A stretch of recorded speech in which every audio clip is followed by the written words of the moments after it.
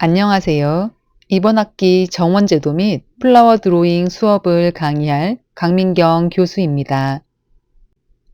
간략히 제 소개를 드리면 저는 현재 부산에서 루체 플라워 학원을 운영 중이며 사단법인 한국화훼장식기사협회 부산 지부장직을 맡고 있어요. 또한 사단법인 한국기능연합회에서 재무이사직과 사단법인 국제권예술인협회에서 이사직도 맡고 있어요. 부산광역시 도시농업위원회 위원으로 위촉되어 화훼뿐만 아니라 도시농업 분야에서도 활동하고 있어요. 그 외에 자세한 이력이나 제가 운영하고 있는 루쳇플라워 학원에 대해 궁금하시다면 네이버 블로그 또는 인스타그램에서 검색하시면 더 많은 내용들을 확인하실 수 있을 거예요. 여러분들도 학교를 졸업한 후 개인 사업과 다양한 활동들을 겸하면서 여러 분야에서 활발한 활동으로 역량을 키워나가길 기대해 볼게요. 그럼 우리 수업의 첫 시간이니 한 학기 동안 우리가 진행할 주차별 학습을 안내 드릴게요. 1주차에는 드로잉과 드로잉 도구, 선긋기 실습으로 진행돼요. 2주차에는 연필로 도형 그리기 및 명암 실습으로 진행되며 3주차 꽃과 잎을 연필로 그리는 실습을 진행할게요. 4주차에는 드로잉 펜으로 꽃과 잎을 그리고 5주차에는 드로잉 펜으로 꽃의 방향에 따른 형태를 그려볼게요. 6주차에는 드로잉 펜으로 그린 꽃을 수채화 색연필로 채색하기 실습을 진행하며 7주차 중간고사는 6주차까지 진행된 수업 실습 과제를 제출하여 중간고사 평가가 진행돼요. 만약 중간고사 과제가 제출되지 않으면 중간고사 점수가 부여되지 않으니 미리 수업 실습들을 잘 따라와 주시면 좋을 것 같아요. 8주차와 9주차에는 수채화 물감으로 채색하는 수업을 진행할 거예요. 10주차부터는 플로리스트 도면을 제작할 텐데 척도를 산정하고 11주차에는 연필 드로잉으로 플로리스트 도면을 완성할 거예요. 12주차에는 연필 드로잉으로 완성된 도면을 드로잉 펜으로 완성하고 13주차와 14주차에는 드로잉 펜으로 완성된 도면을 수채화 물감으로 채색하는 실습을 진행할게요. 마지막 15주차에는 기말고사로 14주차까지 완성된 플로리스트 도면의 채색된 작품을 과제로 제출하시면 되세요. 마찬가지로 기말고사는 과제 제출로 평가되니 기한 내 과제를 제출해 주셔야 기말고사 점수에 반영될 수 있어요. 이렇게 15주차 수업으로 플라워 드로잉 기법을 익히며 학기가 마칠 때쯤엔 조금 더 성장하는 플로리스트가 되실 거예요. 그럼 이번 주 학습 목표를 살펴볼게요. 이번 주 학습 목표는 드로잉과 드로잉 도구에 대해 이해하고 드로잉 기초 작업을 진행하도록 할게요. 화면에 보이는 그림은 이탈리아 화가 라파엘로의 두 명의 사도제자 얼굴과 손 드로잉 작품이에요. 여러분은 이 작품을 보면서 어떤 느낌이 드시나요? 어떤 사람은 아직 미완성된 작품처럼 보이기도 하고 또 어떤 사람은 완성된 작품으로 판단할 수 있을 거예요. 이러한 채색이 안 된 작품은 보는 사람의 기준에 따라 달라질 수 있을 거예요. 우선 이 작품은 색을 칠하지 않아도 명암 대비로 자연스러운 입체감을 나타내며 머리카락과 수염 등 선을 촘촘하게 중첩하여 질감을 강조하고 있네요. 또한 손의 관절과 손가락, 손바닥의 볼륨은 음영으로 표현되며 필요한 부분만 집중적으로 나타낸 것으로 보이네요. 이러한 드로잉 작품은 내부 구조를 이해하고 표현하는 방식으로 단순 묘사에서 대상을 깊이 이해하고 분석하는 관찰력을 기를 수 있어요. 드로잉 작품은 최소한의 도구로 형태와 질감, 깊이를 표현할 수 있어 경제적이며 효율적인 작품이기도 해요. 그럼 드로잉이란 무엇일까요? 여러분들은 드로잉이란 단어를 들어보셨을 텐데, 드로잉이란 소묘, 스케치 등을 포괄하는 미술 용어예요.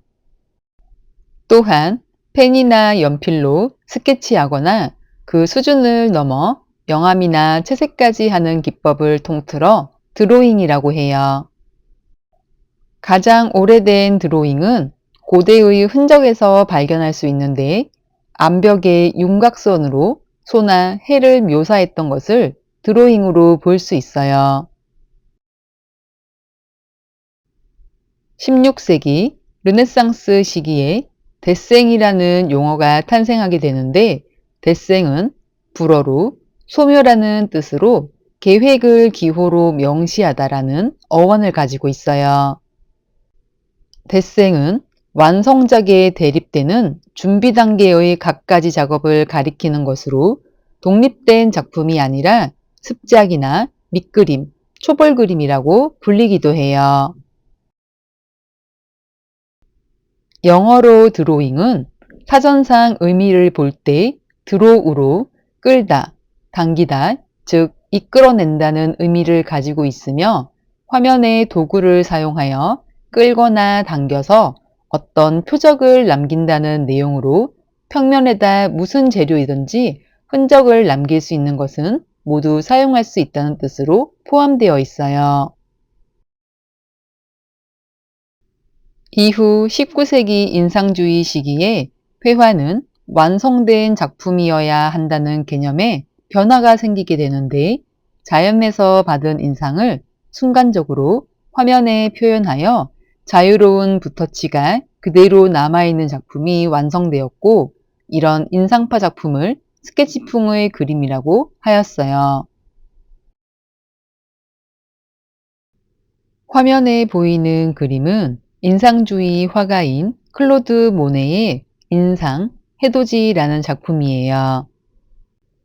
이 그림을 처음 본 당시 평론가들은 미완성 스케치 같다라고 평가했는데, 형태가 명확하지 않고 윤곽선이 흐릿하며 붓질이 거칠게 남아있는 표현이 전통적 기준으로 보면 완성도가 낮아 보일 수 있었어요. 그러나 인상주의 화가들은 정확한 묘사보다 순간의 빛과 공기의 느낌을 더 중요하게 보았어요. 그들은 완벽한 묘사가 아니라 자연에서 받은 인상을 즉각적으로 기록하는 것이 목표였어요. 이 시기 이후 드로잉은 단순한 준비 단계가 아니라 독립적인 표현 방식으로 인정받기 시작했고, 즉흥적이고 자유로운 붓질은 작품의 특성이 되었어요. 여기에서 드로잉의 개념이 확장되게 되었는데, 완벽하지 않아도 순간의 감각을 기록하는 것이 중요하게 되었어요. 1970년대에 와서 드로잉은 물리적인 대상보다는 아이디어를 강조하여 미술가의 사고는 회화나 조각과 같이 구체화된 대상으로 나타날 필요가 없다고 생각하였어요. 또한 작가의 아이디어가 직접적이고 자연스럽게 드러나는 가장 개인적이고 감성적인 매체가 드로잉이라는 개념에 근거하게 돼요. 화면을 보시면 두 개의 백합을 그린 드로잉을 확인할 수 있어요. 왼쪽의 백합은 연필로 그린 드로잉이며, 오른쪽은 채색이 더해진 컬러 드로잉이에요. 왼쪽의 연필 드로잉 백합은 연필 선과 명암만으로 형태를 표현하고 있는데 꽃잎의 말림이나 줄기의 방향, 잎의 겹침이 선의 흐름과 농담으로 구분되어 있어요.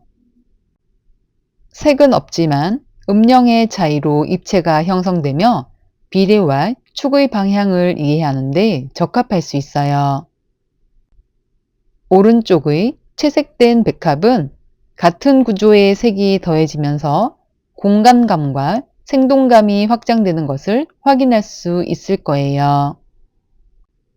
드로잉에 색을 더하게 되면 시선을 집중시키며 빛의 방향도 더 분명하게 느껴지게 돼요. 왼쪽의 그림은 선과 명암 중심의 작품이라면 오른쪽의 그림은 색과 면 중심의 표현이라고 할 수 있어요. 앞에서 보았던 정물화의 드로잉 외에도 조경 드로잉을 볼 수 있는데 이 화면은 드로잉이 단순히 하나의 사물을 묘사하는 데 그치지 않고 공간 전체를 계획하고 구성하는 도구로 확장될 수 있음을 보여주고 있어요. 이 조경 드로잉의 특징은 전체 구조를 파악할 수 있어요. 정물 드로잉이 하나의 대상에 집중한다면 조경 드로잉은 여러 요소의 관계를 동시에 다루게 돼요. 또한 수목의 높이 차이, 시선의 흐름, 공간의 개방과 차폐, 중심과 주변의 균형이 한 화면 안에서 정리되어 있네요. 오른쪽의 이미지는 빠르고 자유로운 선으로 구성된 스케치로 건물과 나무, 도로, 차량이 중첩되어 표현되어 있어요.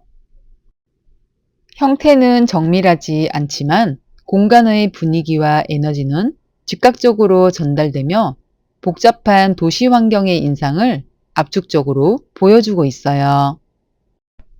정원 제도에서는 이 두 가지 방식 모두 필요하게 되는데 초기 아이디어 단계에서는 빠른 스케치로 공간의 분위기와 개념을 정리하고 설계 단계에서는 구체적인 배치와 비례, 동선을 명확하게 드로잉으로 정리할 수 있어요. 지금까지 드로잉에 대해 알아보았는데 어느 정도 드로잉에 대한 개념이 이해되셨나요? 지금부터는 우리가 한 학기 동안 필요한 준비 재료를 한번 알아볼게요.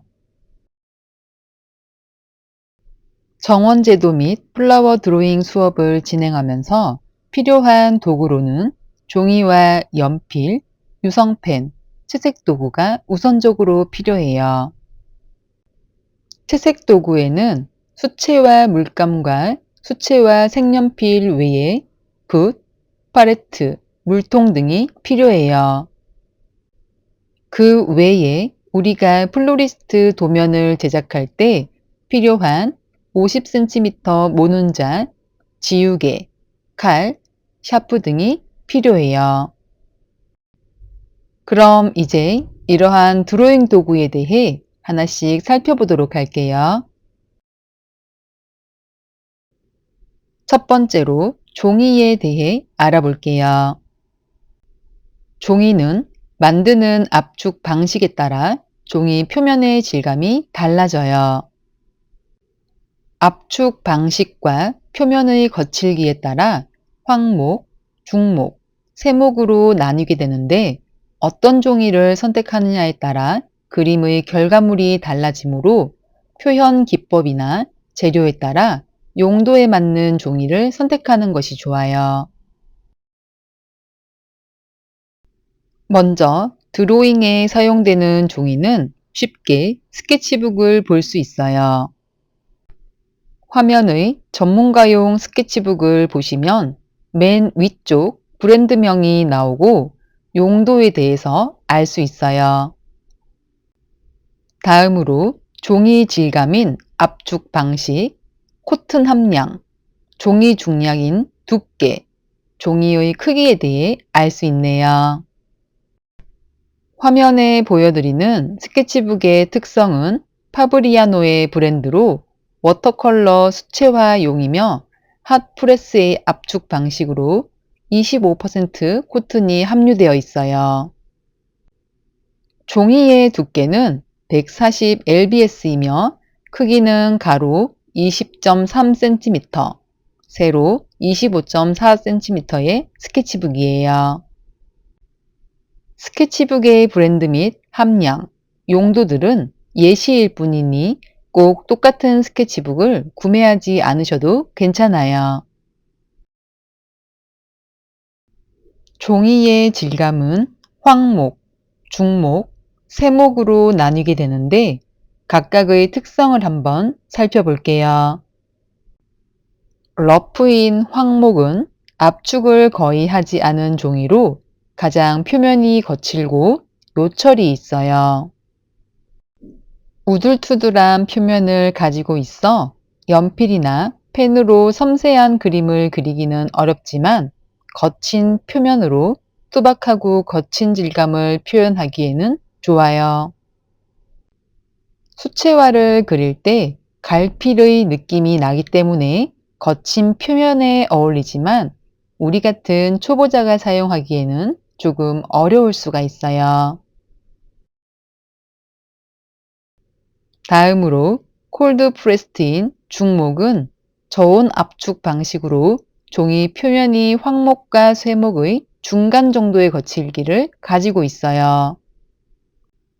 펜 드로잉, 수채화, 연필 소묘 등에 적합하며 대중적으로 가장 많이 사용되는 종이에요.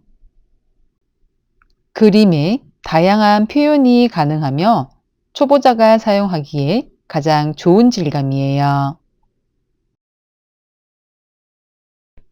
핫 프레스트인 세목은 고온 압축 방식으로 표면이 매끄러운 특징이 있어요.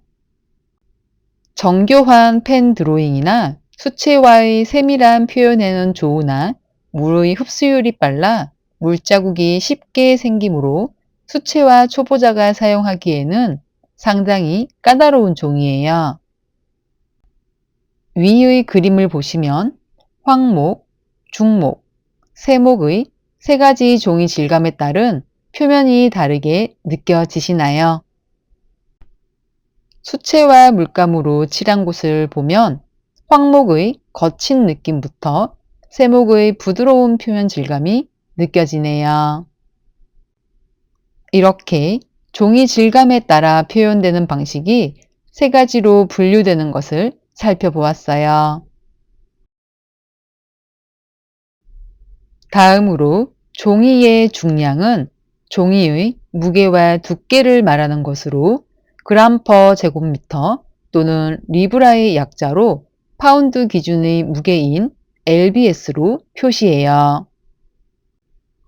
일반적인 연필 소묘는 150g per 제곱미터 이상의 종이를 사용하고 펜 드로잉은 200g per 제곱미터 이상을 사용해야 뒷면에 펜선이 비치지 않아요. 그리고 수채화 용지는 물을 사용하므로 300g per 제곱미터 이상이 좋아요.